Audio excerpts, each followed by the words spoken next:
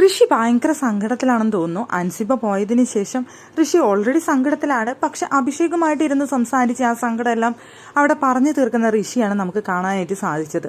പക്ഷേ ticket ഫിനാലയുടെ first task കഴിഞ്ഞിട്ട് അവിടെ ക്യാമറയെ നോക്കിക്കൊണ്ട് കുറേ നേരം സംസാരിക്കുന്ന ഋഷിയെ നമുക്ക് കാണാനായിട്ട് സാധിച്ചു. ആ ബാത്റൂം ഏരിയയിൽ വന്നിരുന്ന് ഒറ്റയ്ക്ക് ക്യാമറ നോക്കിയിരുന്ന് സംസാരിക്കുകയാണ്. അൻസിബയുമായിട്ടാണ് സംസാരിക്കുന്നത്.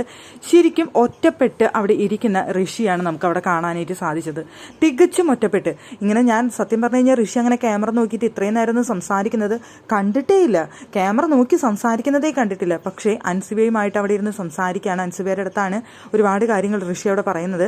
സത്യത്തിൽ ആദ്യത്തെ ഗെയിം തോറ്റ വിഷമം കറക്റ്റ് ഋഷിയുടെ മുഖത്ത് അവിടെ നമുക്ക് കാണാനായിട്ട് സാധിക്കായിരുന്നു. നല്ലൊരു ടാസ്ക് ആയിരുന്നു കൊടുത്തത്. അവിടെ ഒരു മുയലിനെ സ്വന്തമാക്കാൻ അവിടെ ഋഷിക്ക് കഴിഞ്ഞിരുന്നു. പക്ഷേ തുടക്കം തന്നെ അതിൽ നിന്ന് പുറത്തു പോകേണ്ടി വന്നു. സെക്കൻഡ് റൗണ്ടോട് കൂടി ഋഷിക്ക് ആ ഗെയിമിൽ നിന്ന് ഔട്ട് ആവേണ്ടി വന്നു.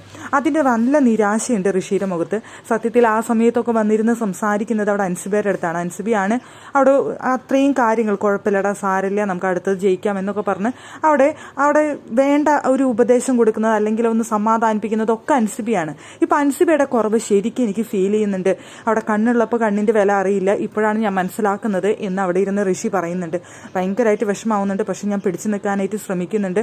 എന്നെ കൊണ്ട് പറ്റുന്നില്ല. പുറത്തിറങ്ങിയാലും നീ എൻ്റെ അടുത്ത് ഇതുപോലെയൊക്കെ തന്നെ ഉണ്ടാവില്ലേ, നീ എന്നെ ഇട്ടേച്ചിട്ട് പോവോ എന്നൊക്കെ എനിക്ക് സംശയം. മിണ്ടില്ലേ, ഇതേപോലെ കൂട്ടുണ്ടാവില്ലേ എന്നൊക്കെ എനിക്ക് തോന്നി. അതുകൊണ്ടാണ് ഞാൻ അത്രയും വിഷമിച്ചത്.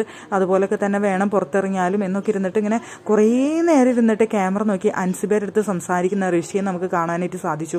സത്യത്തിൽ ആ ഗെയിം കഴിഞ്ഞ സമയത്ത് അവിടെ തോറ്റ് ഒറ്റപ്പെട്ടിരിക്കുന്ന പോലെയാണ് ഋഷി അവിടെ ഇരിക്കുന്നുണ്ടായിരുന്നത്.